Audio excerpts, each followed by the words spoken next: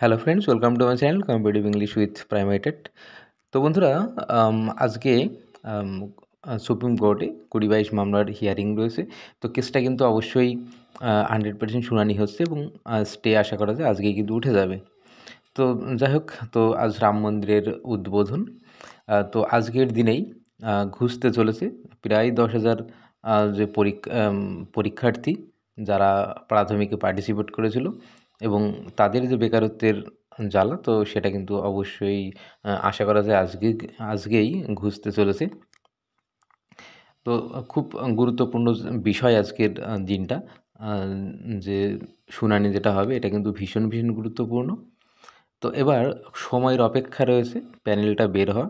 তো এবার কবে কবে প্যানেল বের হতে পারে? তো দেখো, আজকে আম য মানে যদি স্টেটা উঠে যায়, মানে স্টে উঠে গেলেই আমরা পূর্বেই দেখেছি পর্ষদ অবশ্যই বিষয়টা বলেছে যে পর্ষদ কিন্তু পুরোপুরিভাবে রেডি রয়েছে প্যানেল বের করার জন্য।